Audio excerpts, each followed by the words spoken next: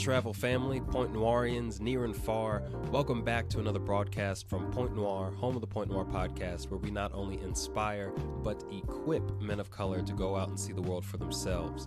As always, I'm your MC, your audio tour guide for this experience, Jerry III, aka the one and only Kimono Jack, and you are here listening to the 37th session of the Point Noir podcast. Now listen, every week I mention that we not only inspire, but equip men of color, and for those of you who don't know, gather around, turn up your speakers just a little bit louder. We equip and sponsor a man of color to get his passport every single month. So if you didn't know, now you know, and if you have a passport and know someone who needs one, spread the word. Go to our IG page at Point Noir Show where you can find out the details. You just have to be over 21 and do a couple simple things to get in the running, and we will consider you at the end of the month and announce it next month. So if you're looking to get on some of these trips, there's so many awesome trips being announced in the travel space. I'll be hosting a few of them or helping to host a few of them. So keep an eye out for all that information on the Instagram page. But if you're looking to get your passport sponsored, or have a brother, a nephew, a homeboy, a boyfriend, whatever, who does not have his passport and meets the requirements, definitely give us a shout. We would love to sponsor his kind of beginnings out into the world. It's part of the show. It's not just about telling good stories. It's actually about taking action and showing men of color that someone gives a damn enough to invest in them. So hit us up. Let us know what's good. We'd love to see your entries. And with that all being said, with no more words wasted, let's introduce today's special guest.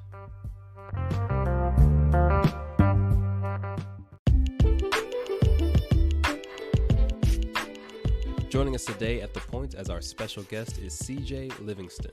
You can follow him on Instagram and get to know him better at Where Is CJ Livin'? That's Livin, no G. And he's a pretty impressive young man. He just started traveling 2 years ago, and since then, travel has literally changed his direction, his purpose in life. We talk about his first experience overseas, some tough decisions he had to make to take his first solo trip to South Africa, but ultimately, we talk about his path of growth and all the things he became aware of by encountering different cultures and stepping outside of his comfort zone.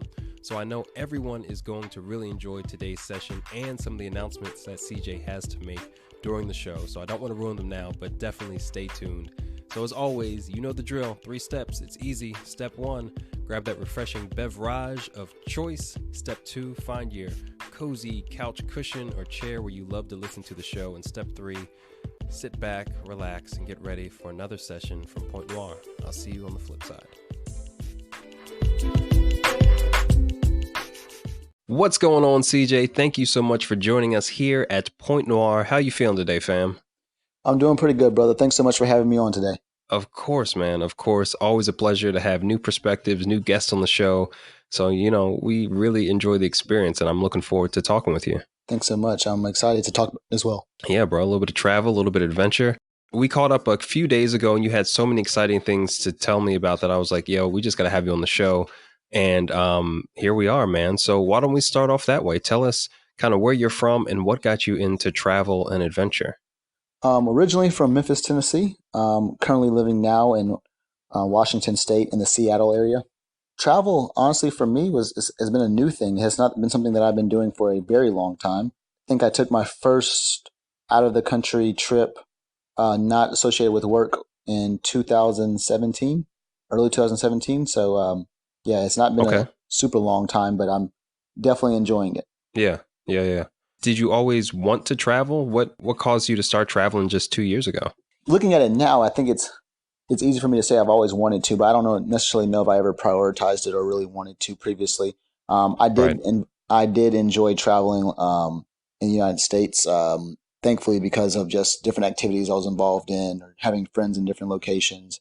I went to college outside of my home state, which gave me a lot of friends who did not live in my general area. So I was able to visit them quite a bit. And that kind of got me to traveling domestically.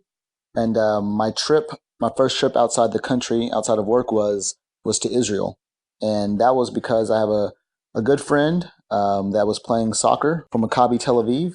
It's just a soccer team, a professional soccer team in Israel. Mm-hmm. He was like, hey, man, I'm out here. And I was like, you are out there, man. And I got some time to go somewhere. I want to go. So I hit up another friend named Chris Penny. And I was like, hey, brother, you want to go visit my friend Aaron? And he said yes. So we decided to make plans to go to leave the country. And that's when I got my passport for the first time. Okay. And that was in 2017. Yes, that was, I believe it was March 2017. Wow, wow, wow. And did you mentioned traveling domestically, which is a thing that we definitely support here on the show because adventure is adventure as far as I'm concerned. You can, and the United States is so diverse that you can find yourself lost in a completely new world without going too far. But what was that like? Since it was so recent and we do sponsor passports on the show, do you remember any excitement or any sort of feeling when you were applying for your passport? Was it confusing? Were you just excited? Was it a simple process? So for me, it was always one of those things where I imagine it's like trying to sell a vehicle for the first time. Like you're like, oh, well, I know there's a lot of paperwork that's involved, or I know there's a process that's involved. And so, but I just was not familiar with the process. So for me, I think I'd put it off 3 or 4 times as far as, okay, I'm going to try to get it done here, try to get it done there. Yeah. So my first original passport, I actually went to a post office. It was actually pretty seamless. I looked up how to do it beforehand. So I printed off the paperwork. I actually filled it out incorrectly. Pretty silly thing, but so I got to the post office. They had the paperwork again for me. I filled out the form. I had my birth certificate. I took the picture there at the post office. I think I paid maybe $180 total, maybe a little less than that for the passport. It was, and I did get it expedited. Okay, I was about to say you went OD on it. Okay. Yeah. I didn't. I'd say the thing is, I didn't need to get it expedited. I just was not familiar. I did not. I was thinking it was going to take 3, 4, 5 months to come in. Not the Right.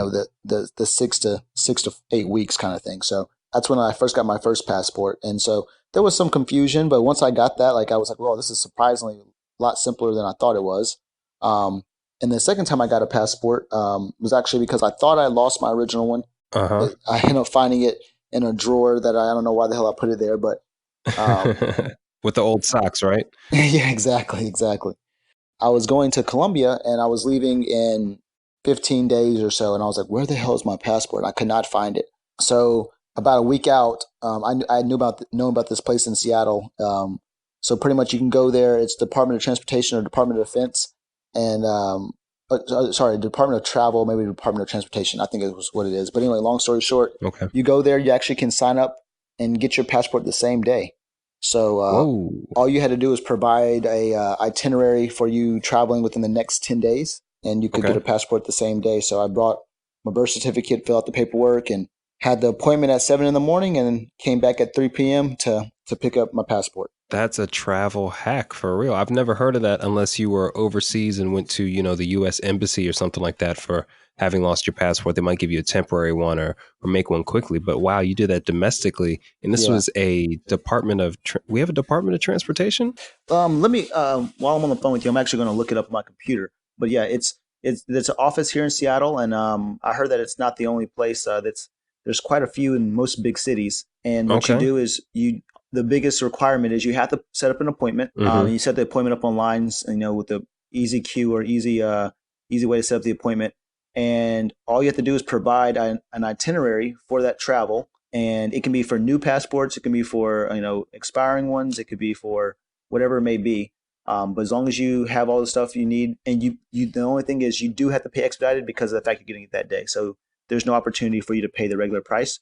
But I think once again, I paid less than $200. So for sure, it was something that was definitely a travel hack that I would definitely want to share with other people. Right. Worst comes to worst. Because you already have your plans in place. It sounds like a real emergency procedure. Like, hey, I'm leaving the country, but just something out of the ordinary happened because you've already booked the flight. You already have your itinerary set up. Maybe we wouldn't love people to go that way. However, if it happens, that's a pretty useful thing to know. So I took a note on that. You don't have to worry about looking it up online. We'll definitely find it and include it in the show notes and description. But that's dope, man. So tell me about this first trip. You went out there to hang out with a buddy.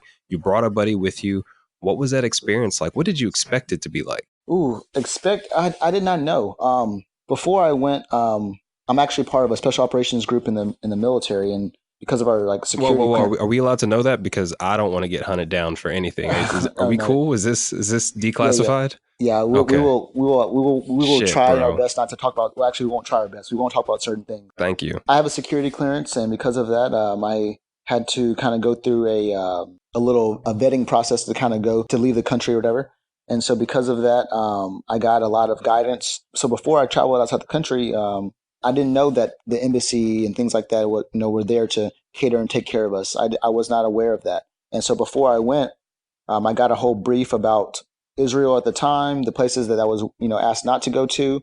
I was told specifically that going to the Gaza Strip, I'd pretty much be giving up my, the United States would not be able to take care of me if anything happened in the Gaza Strip. They did not have jurisdiction there. Okay.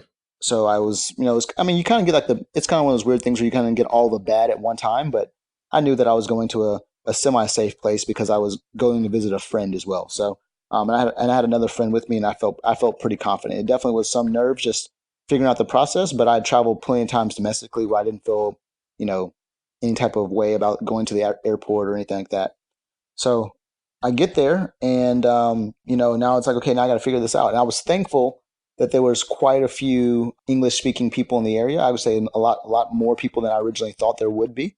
Most of the airport was translated into English. It was pretty easy to find my bags. I had not done much research beforehand, and that's something that that I probably still do that sometimes, but I probably try to warn people against not doing that. But okay, and what language were they predominantly speaking?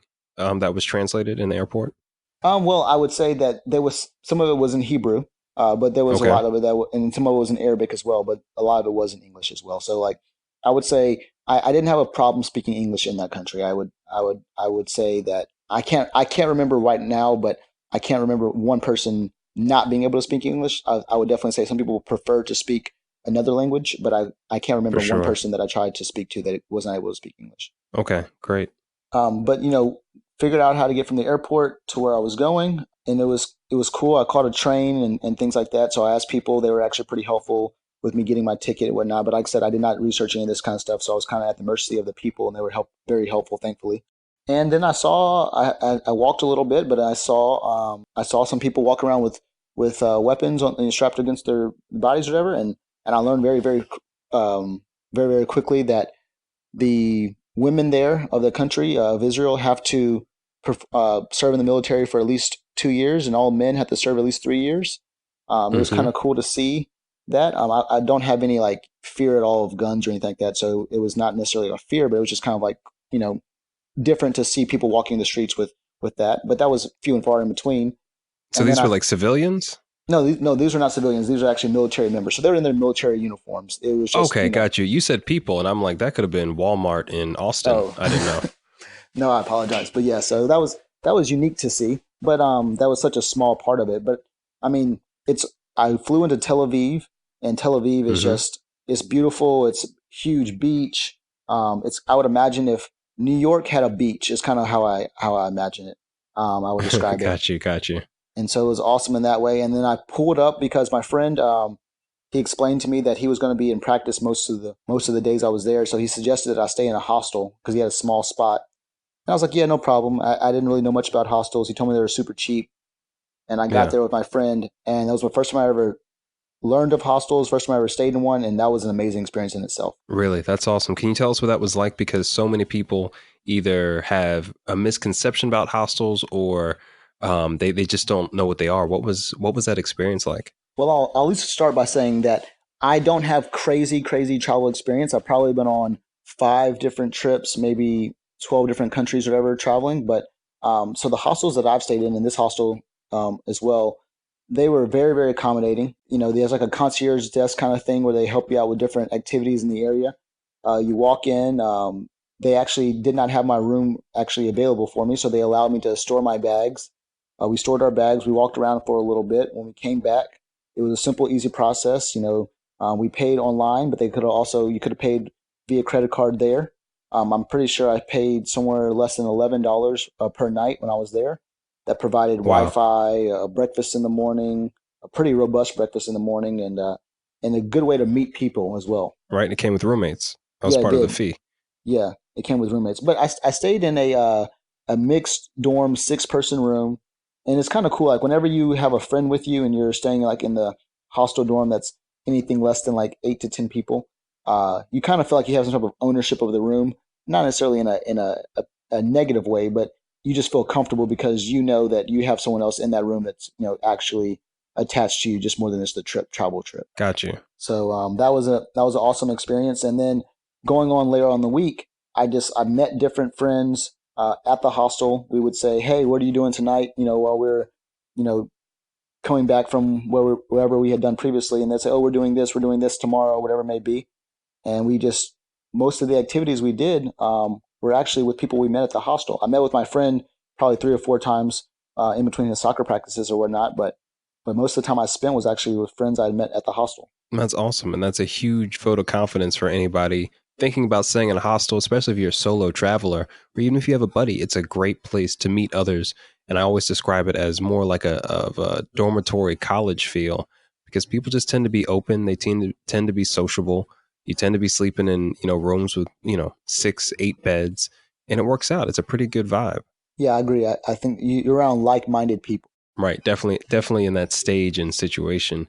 And the cost, you can't beat $11 a night. You just really can't. Yeah, not at all. Had you considered Airbnb at all, or hostel was your friend's recommendation and just the way you went? Well, I just trusted my friend, so he said, "Hey, you could stay at a hostel for pretty cheap," and I was like, "Okay, yeah, that's a great opportunity." And he did describe the opportunity to meet other people. I mean, he makes a pretty good salary playing professional soccer, and he said that he had stayed there a couple of times. And there's actually there's a bar that's actually at that hostel that some people actually go to just to Right. kind of before they go out. So he had suggested that place specifically, and I was like, "Okay, yeah, I'll go there." Awesome. And yeah, a lot of them do have bars or happy hours or pub crawls that you can attend for free just to, keep people sociable, keep those drinks flowing. It's a great move. So thank you so much for sharing about hostels from another, a recent point of view, because not everybody's sold on them. Not everybody's hip on them. I think they're a great opportunity. I agree. So what else did you see out in Israel? What else did you see that surprised you the most? I know you said you didn't do a lot of research and you were just kind of going out here on faith, which is courageous as hell. Like, shout out to you for doing that. What did you see about Israel that gave you a taste for traveling to see more of the world? Well, we walked around Israel. Chris and I, we walked around Israel, and the people were very welcoming. This is actually shows once again my forgetfulness. So we're walking on the beach, and some guy's running like behind us, and we're like, "Where is he running to?" And then we recognize he's actually running towards us. I'm like, "What the heck is going on?" This guy goes, "Hey, brother, you just left that restaurant. You left your passport." And I have this Wow. passport maybe 12 weeks maybe now, and this is my first time ever using it, and first time ever really carrying around with me on a consistent basis. I took it out to show someone, I guess probably when I was at the restaurant, and I guess I left it on the table, and this guy's running to give me my passport, and it was just kind of Wow. crazy to see how helpful people were. You kind of hear about the Israelis and the Palestinians in that area. But they, from what I saw, they coexisted in a similar way that we would describe maybe Republicans and Democrats in our country, where yes, they may have difference of opinions and certain views that can cause some type of rift, but for the most part, they were living, in harmony together. I saw this even when I went to the Western Wall. I saw the Wailing Wall and saw a lot of Mm-hmm. devout people religiously praying to a wall or praying at a wall. That was pretty. I don't care if you're religious or not. I feel like it was still very inspiring in a way. It just kind of, it was a lot of awe that was surrounded that existence. I got to do a lot Right. of the, to see that, Islam and Christianity and Judaism all have roots there in Israel was a cool experience to have. I did walking tours. I was able to go to the Dead Sea. That was actually super cool. I was able to float in the Dead Sea. We took some beers with us, and we decided we were going to float in the Dead Sea, and it was an amazing time. Just be able to lounge around with a beer, where you're just floating around with friends. Wow, that's really cool. And I've never been to the Dead Sea. Several of the guests that have been on the show have. And I mean, a couple of beers on a nice sunny day. That sounds lit, man. Sounds like you were living. Yes, brother, it was a great time. But I do want to mention this really quickly. So Mm-hmm. on their Sabbath, they take that pretty seriously. So especially in Jerusalem. So I traveled from Tel Aviv to Jerusalem because my intent was to go to the Dead Sea. And on that Sabbath day, they pretty much told us like, hey, a lot of the shops will be closed. The buses and the public transportation actually don't run during that time. And that I had even heard that some people like throw rocks and things like that at taxis that are driving during that time because they want it to actually be a day of rest. And so the hostel actually said, hey, what we actually do during this time is we actually have a traditional Shabbat Shalom dinner. So they invited us all to do that. So I did that, and I was sitting there with probably 12 different people from at least 8 different countries, and we spoke about all types of things. Even politics came up. And that is when I really recognized how small my perspective was. We spoke about politics in America. We spoke about the German prime minister, the French prime minister, things that I knew nothing about, but they were able to speak fluently about American politics and their own politics, and they were able to understand different things, and majority of them spoke at least 2 languages. And that's when I realized how small my perspective was. And that's probably when I felt like I really got the bug. Like everything else was just fun, but that's when I really realized, like, hey, I need to go see a real view of what the world is. Wow. That hostel offering that dinner so that everybody could be a part of what was going on culturally, locally, that's amazing in and of itself. But I'm sure that conversation, I mean, the conversations you have around meals when you have such a diverse group of people is always dynamic. It's always fulfilling. I'm so glad you got to experience that very early on and in a casual, chill environment. Yeah, that was like I said, if the bug ever bit me, that's when it bit me. And it was the perspective, the fact that people were so knowledgeable that they were able to see things so differently. Is that what it was? Or you were thinking about, okay, well, how quickly can I learn a second and third language? What was it? Well, I think it was a combination of beer. I think it was a combination of being around people from different walks of life, but just being able to sit and realize, like, hey, I'm around, I'm on the other side of the world right now. I'm speaking to people with different perspectives, not just from different states, but from different countries. We're able to have some type of commonality together. The issues that I thought were, isolated just to America are not just American issues. People are able to speak on those, and how, I felt just inferior in a certain way of not being able to speak on issues that were going outside of my country because I was not aware of them. I had not prioritized learning about them at all. To hear people talk about, what their thoughts were of Americans, and how some were good, some were bad, some were, some were, I would say, probably true, some were, pretty outlandish, but it was just cool just to see how small I was in this world. And so that I was just so inspired by that. Right. And probably also firsthand having the experience of, wow, there's so much more to learn just to contribute, meaningfully to the conversation. I'm sure there's a lot that you added to it. But, oftentimes in international circles, I'll be like, damn, I didn't realize that this is your reality. I've got to go do some more research. I need to go invest more in my education. Very true. Very true. Nice, bro. That sounds like such an amazing story. And it would be beautiful if it ended there. But how did things change for you when you got back to the States?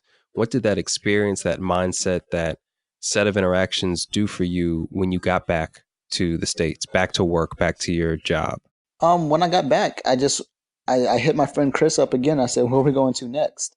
Right. That's real. It was awesome. I was thankful that, with my job, I'm able to spend. They give us about 15 days, at least twice a year, time off. So for 15 consecutive days. My friend Chris works in a tech company where he kind of he can make his schedule open to do those kind of trips. So he was my friend to always travel with. So we decided, after that, we had another friend, we all went to college together with. His name was Skylar. Skylar was living in Italy at the time, in Naples. So we decided we were going to go visit Skylar together. I had another friend from college who was a swimmer, a guy named Carl, who's actually from England. I decided we were going to go visit my friend Carl in England. It just became a thing where, hey, when we have an opportunity to go travel together, let's go do it. It came actually all the way until early 2018. So January 2018, we had plans to go to Africa together. We didn't necessarily know where we wanted to go. We wanted to go to Africa together. And the easy thing for us was saying, hey, we wanted to go to South Africa together. So we decided we're going to go to South Africa. My biggest thing was I wanted to go cage diving with sharks. I was super excited about that. Okay, so you wanted to be in the South. You wanted to be in Cape Town. Yeah, we wanted to be in Cape Town. But I also valued, Johannesburg and things like that as well. I mean, I knew like the culture of apartheid and things like that. So I wanted to just see what South Africa, because in my mind, I had the the negative that we sometimes do. I grouped Africa all together. You know what I'm saying? It was just this one monolithic idea of Africa. Africa is Africa kind of thing. So, but I knew I wanted to go to Africa, but unfortunately, about 6 weeks before we were planning on going our trip in January, 2018, my friend Chris's father gets sick, to the point that he actually needs heart surgery, and Chris is the only child, and I totally understood. And Chris just hit me up and was like, "Hey man, like I'm not gonna be able to go on the trip anymore." So my first thought was like, "Well, dang man, how can I console you?" And then my next thought was like, "Well, I guess I got to sell this ticket, or not sell it, but I got to be reimbursed for this ticket, or see what I can do." And so that's what I thought for a long time, probably for the first 4 to 6 weeks, was how was I going to sell this back, or how was I going to get this money back for this ticket? But after a while, just talking to myself in the shower, prayer, talking to my mom about it, I decided that I was going to go to Africa with, on my own, and no one could stop me. Can we pause right there, because this is a turning point. Most of your trips have been with your friends. Your first experience had been with friends, people you were familiar with, and you really debated this for weeks on, what can I do with this ticket? How can I get this money back? And I think part of it is because you're a great, loyal friend, and you felt for your buddy in his time of need. But what was going through your head? Why didn't you just say, "Oh, that's too bad," and commit to the ticket right away? You'd already put down the money, but you debated it. What was going on through your head in those moments? Do you remember? I just didn't think I could travel by myself. I just didn't think that I could do it. And there was a certain comfort being able to do it with a friend. Anytime I couldn't figure something out on our trips previously, my friend Chris was able to do it. And sometimes when he couldn't figure things out, I was able to knock it out. Or two heads are better than one. And I just become very comfortable with just having a friend to share those experiences with. Someone that I knew more than just the travel. I mean, person that I had real life experience with beforehand, and I could share this trip with as well. And so when he couldn't go, it just in my mind thought, "Hey brother, you can't go either." And Right. and I think that anyone, like I talked to my mom and my dad about it, and they both they've both been outside the country, but my dad was in the Marine Corps, and that's so he was outside the country mostly for his job, whatever. But they were both kind of like not necessarily weary of it, but they knew there were certain risks I was taking by traveling by myself, and they may have a heightened sense of what those may be. But when I told my parents I was going to do it, they both just encouraged me. So they were just like, "Okay, if you're going to go, the only thing we want from you is to be able to communicate with you." So I actually talked to my wireless provider, and I just made sure that I was able to actually still use my phone while I was over there. That was the only thing that they were really concerned about. But they were just like, "Go for it," and because they gave me that final like okay, and I knew I was going. Yeah, and big ups to your parents for being supportive and understanding and communicating a compromise that I think makes everybody not only comfortable but actually safe in the end. The fact that you had to make sure that they could communicate with you and vice versa, that's just smart off rip. But them not resisting your desire to still go out and see the world is also a big deal, because not everybody has that level of support from the people that mean the most to them in their lives. That's a big deal, bro. I appreciate it, brother. Yeah, shout out to Emma Jean and Richard. Yeah, Emma Jean Richard was good. That's what's up. And I think, the position you were in, 6 weeks to the trip, I'm sure you were already geeked up, excited, making reservations, looking at things to do. Anybody would have had a hesitation in that moment. I think that's totally normal. And it wouldn't have been a problem had you decided to cancel the ticket or get reimbursed. That would have been totally understandable. But the fact that you said, "You know what, I'm going to try this new thing in this new place by myself," I think that's a turning point. Not everybody reaches that. So I appreciate you being transparent about what was going on in the moment, because yeah, those are real concerns. Can I do this by myself? Am I capable? I've always had my buddy with me. Two heads do work better than one most of the time. Can you tell us a little bit about what you discovered about yourself on that trip? Were you able to figure shit out? Were you able to do a little bit of research? How did it go? So that was actually early 2018. There was a Mm-hmm. snowstorm. I flew out of JFK, so out of New York, and there was a Mm-hmm. snowstorm that actually delayed the trip like 2 or 3 days. I'm stressed out. I'm already going by myself for the first time. I'm stressed out about this a little bit. There's people actually sleeping on the floor at the airport because of the fact that the hotels unfortunately had been booked up for the free hotels people could have. It was just a pain. And so I finally get off the plane in Johannesburg, South Africa, and I'm walking around, figuring out my bags, talking to different people, and it's when it clicked. I was like, you know what? I can do this on my own. I can do this by myself. Yeah. while I was there, I decided to go from. I wish I would have spent a little bit more time in Johannesburg, but I went from Johannesburg. I flew to Cape Town. From Cape Town, I flew to Victoria Falls. That was an amazing experience.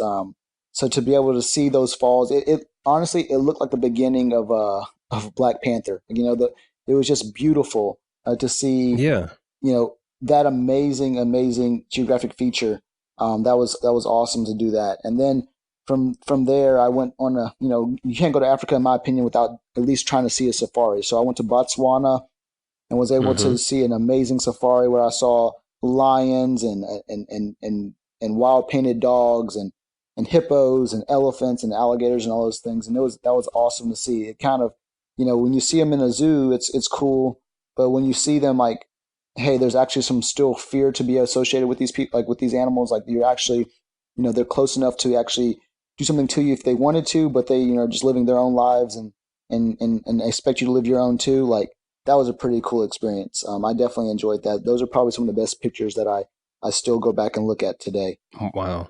I did the Zambezi River. So I had never whitewater rafted beforehand, at the very least not to this extent, but I was able to go on whitewater rapids and see some, or just be able to experience something awesome. Like I was on class 5 and even above rapids as a novice in this activity and still having a great time. I fell out of the boat several times. Whoa. But but you got back on, yeah, thankfully. but exactly. But they had a great crew. They had a great system to help you feel safe.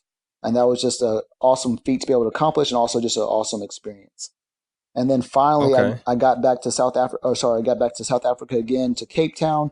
So when I was able to cage dive with the sharks, was super excited. I was actually hoping to cage dive with the great whites, but unfortunately, right before I got there, 2 days prior, 2 rogue orcas or killer whales actually came into that harbor, that bay, and killed 2 great white sharks just for fun. They did it for sport. That's crazy to me. Hey, those whales be out there, man. People be thinking Shamu is a joke. Shamu is a biological killer. Yeah, exactly. So that was pretty amazing. And then while I was out there, one of my friends, actually my friend Carl from England, his dad actually lives in South Africa. So he was like, "Hey man, my dad's out there. You should go visit my dad." So he actually came out there too. He visited me out there while I was out there, and his dad has an ostrich farm. We did the ostrich farm for a couple of days. We looked at all the vineyards and the wine industry that's in South Africa. So it was just an amazing experience. And all that to say this, when I was leaving South Africa is actually when Donald Trump made his comment about shithole countries in Africa. And I had just experienced this amazing trip where I traveled on my own for the first time, had experienced so many things that I had never experienced before, saw the beauty of the people, of the culture, of all the things in Africa. And then to hear that, I think we all criticized Donald Trump or President Trump for what he said, but I think more of us would have crucified him for what he said if we actually had real experience and actually seeing that ourselves. And that kind of rubbed me the wrong way, but it also made me value my experience so much more. So you were right there on the ground, and I don't think he called out South Africa in particular, but what was the response from the people that you were around at the time when they heard this sort of disdainful statement coming from one of the most powerful people, one of the most powerful offices in the planet? And you're correct. He did not call it South Africa as a whole. I think that he mentioned African countries, and so and they kind of saw it as Africa kind of thing. But I didn't get too much. I don't think people just knew I was an American, but I didn't get too much from it. But one of the gate guys at one of the airports I was going through, and he saw my passport, he kind of gave me a little hard time. It was a joking hard time, but for me, I kind of felt it a little bit. I was kind of like said, I was on this emotional high from traveling and in this beautiful place. I traveled, I think it was four different African countries, all in that little southern part of Africa. And I was just like, wow, I saw so much beauty here. And I wished more people had, Africa was more on their list to go travel. I hear about people wanting to go to Egypt or people wanting to go to, Europe and things like that. But I was like, you know what? I wish people would want to come here and be able to see the value that I was able to see. Yeah. Yeah. So the cultural, we'll call it backlash, for lack of a better word, wasn't great, but you did notice some tension because people do pay attention to what comes, what's transmitted overseas from the U.S. They really do. Yeah, I mean, like I said, I did not feel it personally, but I mean, I saw it was on all the news stations on the Like it was showing up on the big screens they were showing American politics, Donald Trump, President Trump, having his words about this continent. So, um, Got you. Well, worth investigating because I was in the States at the time. So, the impact of one piece of news, one simple piece of news can be drastically different depending on where you are, geographically in the world. And one thing I also want to know, you did a nice little, sounds like a sweet little tour here, South African vineyards, cage diving, whitewater rafting, checking out Victoria Falls. How was your experience with the culture there? Did you feel any sort of attachment or resonance being a son of the diaspora, like many of us, being a black man, a man of color? How was that experience for you culturally when you were in South Africa and Botswana? And I guess you had to be in Zims as well, too, right? yeah, I was in Zimbabwe as well. So, for me, like a lot of those things that I described earlier, those are a lot of like this the attractions kind of thing, right? Um, Right. but when I was able just to talk to the people, so I had a driver pick me up from the airport at Victoria Falls Airport, and he's supposed to drive me to this hostel. And so he was dropping off two other families or whatever, and so I'm sitting in the vehicle, and I was the last person to drop off, and I said, "Hey, you know what? I will pay you extra money if you just drive me to where you live, or your neighborhood." Hmm. And so he did. He drove me to his neighborhood. We got out. We walked around. I was able to find out a lot of different things. I actually, he took me to one of the corner stores. It was actually on the side of someone's house. I bought a drink there. I actually Black walked. label? Because you sound like a beer guy. No, it was. This was a non-alcoholic drink. It was early enough in the day where I felt I had to be a little bit more responsible. But but Touche.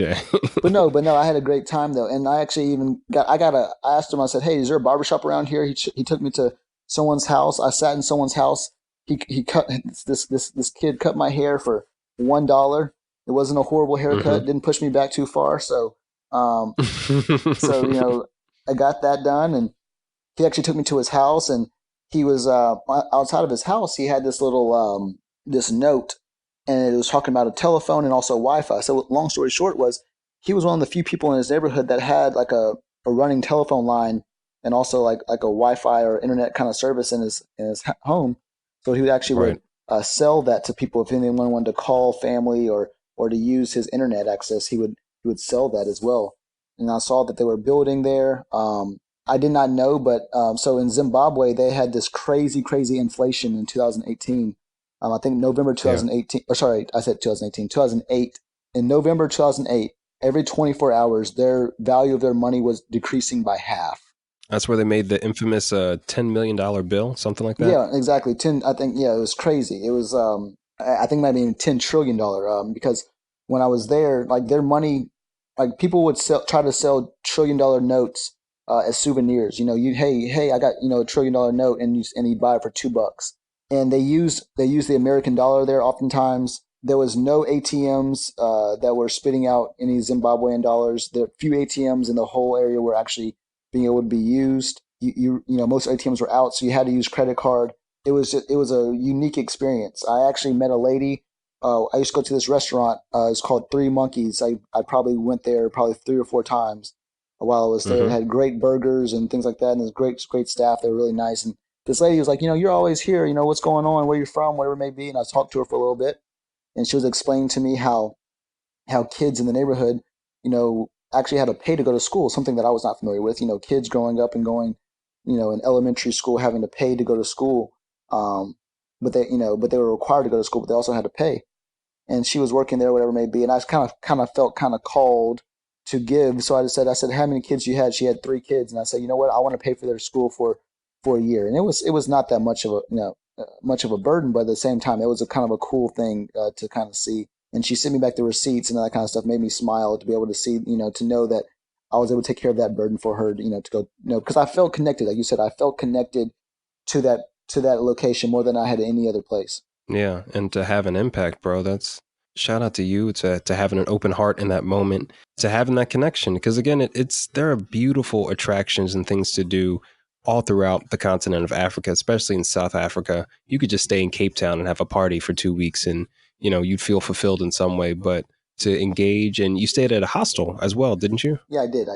Yeah, to actually engage with the people, to be asked to to sit in someone's house and get your hair cut by a kid, like, bro, those experiences, where else are you going to have them and feel so fulfilled and so, have so many positive memories? That's great.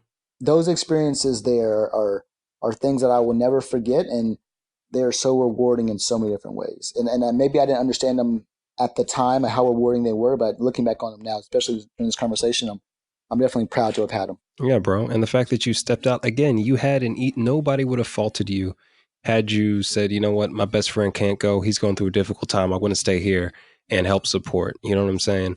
And you had a check in with yourself and your folks, and you did it. If you had never done that, you wouldn't have experienced all that, and you wouldn't be the person you are today having this conversation with us right now. That's great, bro. We really appreciate it. That's very true. And like I said, if it wasn't for that unfortunate situation with my friend's father, I don't think that I ever would have. I don't think I ever would have booked or at least I don't know when I would have ever booked a solo travel trip. And now I'm planning on going around the world, on solo travel trips. So like that was definitely a gift in a dark time. That's awesome. And you're talking about going around the world now. Okay, before we get to that, because you've accelerated quite quickly from 2017 going to Israel to then taking only just about a year ago taking your first solo trip. What do you think travel has added to you as a person? And now that you've been to the African continent, how do you think travel has maybe changed your perception of yourself as a Black man, as a man of color? What it's done for me is it's just given me the opportunity to live.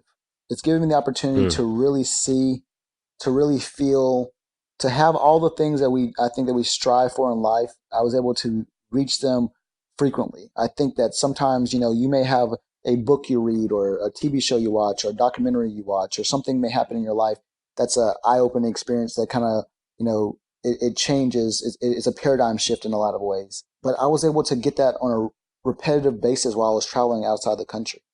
And that was something that I just learned to love and hunger for. I believe wholeheartedly that it is something that I just need. I'm so obsessed right now with this idea of growth.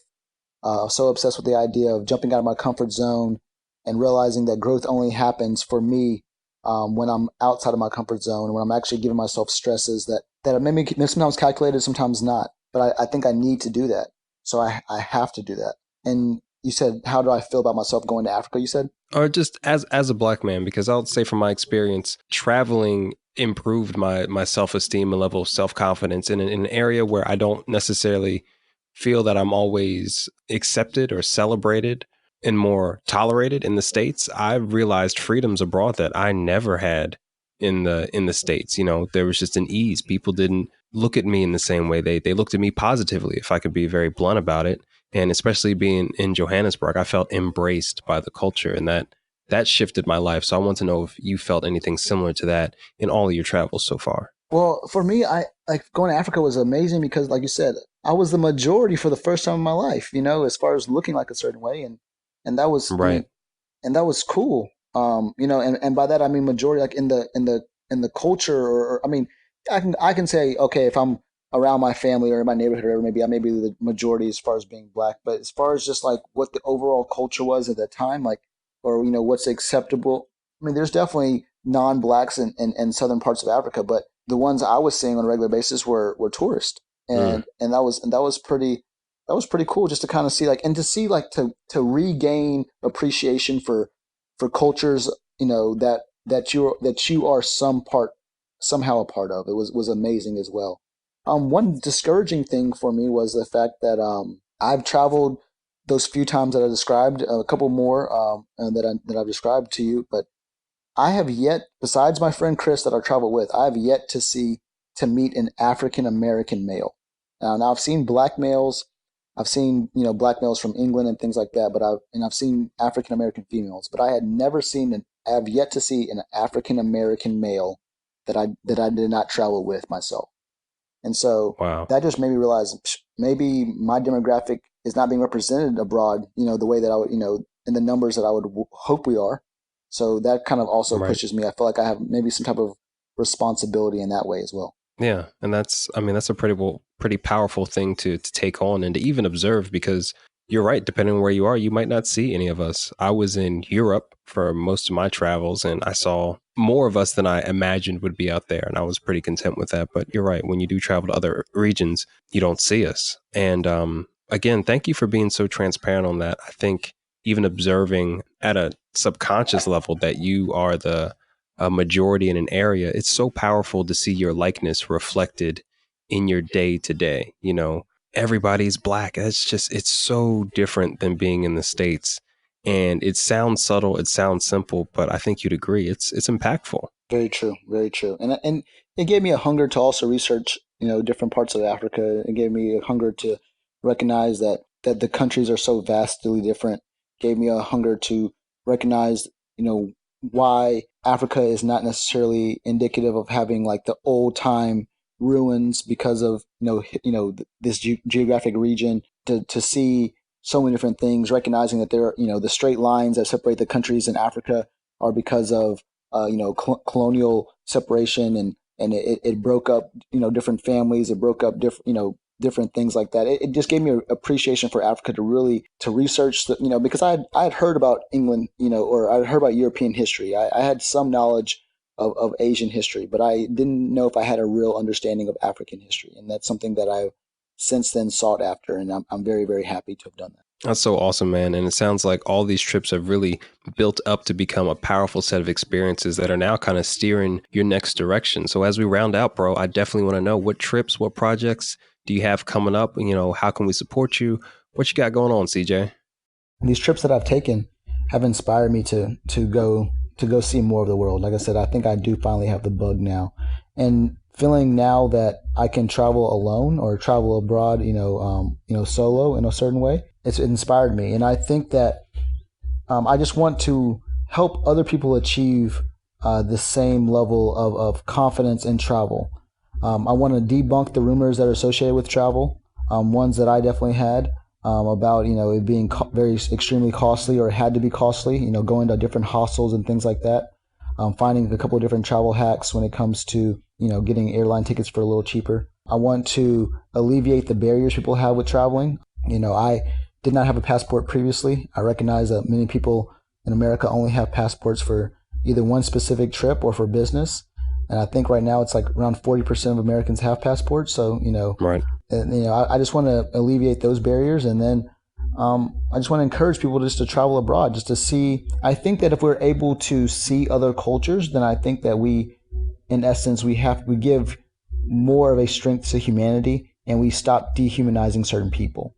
We can't think negatively or only negatively of certain groups of people if we are continuously involved in their culture or continuously surrounded by them in the world. So I want to do that. So I'm lucky enough to be able. So right now, I'm in the Second Ranger Battalion here in Washington State, and I'm luckily being able to separate from the military very, very soon. I plan on traveling for a good bit after that. So I'm going to travel for over 100 days. I'm going to span over 6 different continents. For the most part, I'll be alone. I'm going to meet with some friends along the way. And during that time, like I said, I hope to encourage people to travel. I want to debunk the rumors that are associated with travel, alleviate the barriers. And one of those barriers I want to alleviate is by providing people passports. One cool thing that I saw that you did is actually probably what struck me originally to get me involved with your page and your podcast was the fact that you're able to give out passports. And I know that you're have a mission to give out passports to black males, but like I said, I want to provide the funding for people to get passports. So hopefully that's a push they need in order to travel and see the world. So my goal in doing all this is to provide somewhere around 50 passports to people on my trip. Wow, that's basically one passport a week. Yeah. So I'm super excited about that. And so right now it's kind of funny. I took on a second job at Qdoba so that I can, I'm working about 40 hours a week at Qdoba plus my military job so that I can make some extra money. But it's funny because the stresses of Qdoba are just not the same as the military, but it's a rewarding experience. I know that it's all for good so that I can help provide these passports to people. Wow, bro. That's a ton of humility and a ton of purpose to drive you towards these next steps. I mean, pretty much you're going to be essentially the Santa Claus of passports.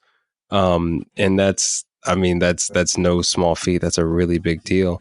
And yeah, we're kind of aligned on those missions and objectives. So That's super dope. Any do you have a platform you're building out? Are you going to be recording these 100 days of travel? How can we keep up with you? So far right now, I have not actually launched the whole project yet. So you actually getting a sneak peek of hearing about any of this. Right now it's where is CJ Living? WhereIsCJLivin, Livin. Where is CJ Living? That's right now my Instagram handle, and I will be building a website off of that. Probably going to be whereiscjliving.com. Mm-hmm. But at this point right now, we have not exactly launched yet, but we have started the giveaway for passports. So I pretty much put out right now, like, hey, if you could travel the world, would you do it if you had a passport? And so I said, and so people reached out to me, and I'm excited to, in the next couple of days, actually give out my first couple of passports. And thankfully, from your guidance, I'm able to know exactly how I can be able to facilitate that. Oh man, it's no problem, dude. You have the vision. I'm just here to help you put a few parts together. And that's a big deal, bro. Really, really awesome. And I can tell you, first off, to anyone listening, this is where you get exclusive shit. Like, the project hasn't even launched yet, but if you want to be hip before everybody else on Instagram or the internet is, you already know the place to tune in. It's Point Noir, y'all. And you know what? Let's do it one better. So let's do this. I know that you are you're trying to give out a passport once a month. Let me sponsor at least 4 of those. So let's do April. My birth month is in April, so let's do April, okay. May, June, and July. So I'll give you the resources for 4 additional passports than you're already giving out. So let's do that for your listeners as well. Wow, that's first off, thank you. Definitely humbled and grateful for the opportunity. But bro, we'll take them because we don't see enough of us out here. So thanks for looping us into your cause, and we're definitely here to support. I'm so glad we got a chance to learn more about you. And during this trip, man, where are you starting? Where are you stopping for 100 days of travel? Because that's going to be a big deal, man. 100 days of straight travel is not only leave you so much opportunity for new experiences, but it's not easy, bro. 100 days straight. Where are you starting and where are you stopping? Well, I will say that I'm going to 6 out of the 7 continents. Okay. You're not going to swim over to Antarctica just because? I want to so bad, but I'm not on this trip. I will say that I will go before the end of 2020. I want to go to all 7, but okay. I don't want to give you the full world tour just yet, just because I haven't put out the tour dates just yet. But I'm excited for everything. But I will be starting in Mexico City, and I will be a couple highlights of the trip. I'll be in Mexico City. I do plan on spending a good time in South America. My military unit, the 2nd Ranger Battalion, has a lot of lineage at the cliffs of Point Noir in Normandy for D-Day. So I actually will be, it's the 75th anniversary of D-Day coming up in the 6th of June. No way. Of this year, 2019. So I'm going to be there this year to kind of see some of my own military history there. I'm going to venture onto Turkey. I don't want to give you all the different destinations just yet, but I am excited to go to Ethiopia. So Ethiopia, what I found out recently, was the only African country that was not fully colonized by Europeans. The Italians tried, but they were unsuccessful. So I'm going to Ethiopia. I'm super excited about that. I'm going to venture over to Asia for a little bit, and then also I'm going to hit Australia. So, but yeah, I'm super excited for the entire trip. Wow. So everyone's going to have to stay tuned. Make sure you check him out. And as always, you'll hear the plug after the show, but definitely 100 days, you have no excuse. And if you have an opportunity, I'm sure he'd love to have you buy him a beer on his world tour. And Ethiopia has delicious beers. Let me tell you, they have really good beers. Dude, this has been awesome. I'm so excited for your upcoming travels and adventure and how quickly you've taken to traveling and seen it as a tool for growth. And that's one thing that not everybody realizes about travel.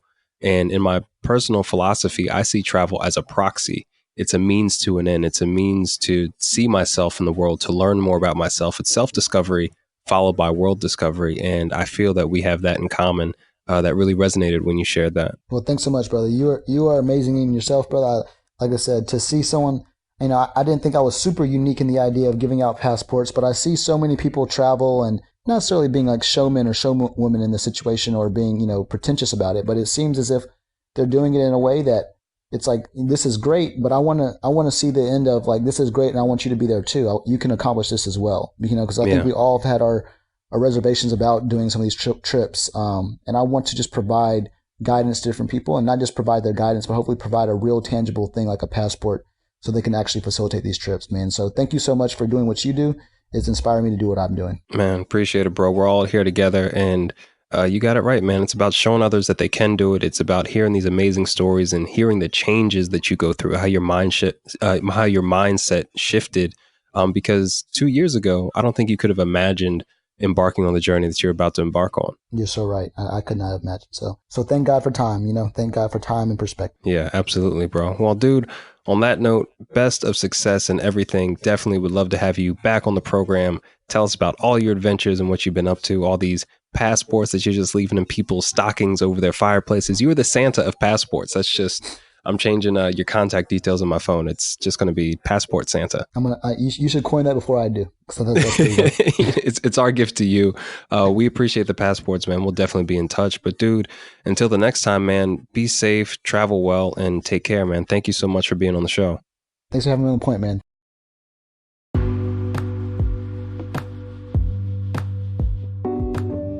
The Kris Kringle of passports, ladies and gentlemen, CJ Livingston.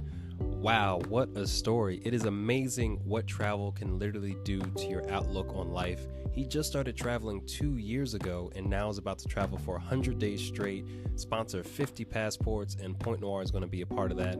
So grateful. Thank you for being on the show, bro, and sharing your story. I think it's amazingly powerful how you made that tough decision to decide to travel solo to South Africa. And I mean, look at the rewards. It's incredible and just really amazing. Thank you so much for sharing that. I think a lot of people are going to get value out of it. CJ Livingston, everybody, you can follow him on Instagram at whereiscjlivin, Livin, no G. And we'll be sure to keep tabs, keep notes on him, make sure the brother is traveling safely. But it's super exciting that he's about to embark on this huge journey, this huge quest around the world and to invest in people. It's just, that is super duper dope. Like I said earlier, hope you thoroughly enjoyed today's session, got a ton of value. If you know somebody who doesn't have their passport, hit us up on Instagram. It's right in our highlights under passport. And if you really enjoyed today's session, it would be great if you shared it with somebody that might be interested in travel, or maybe might be interested in travel and just doesn't know it yet. This would be a pleasant surprise, and you will forever be the person that put them on to the travel game by introducing them to the Point Noir podcast. That all being said, hope you all stay safe and stay well. Until next time, this is Jerry III, aka Kimono Jack, signing off.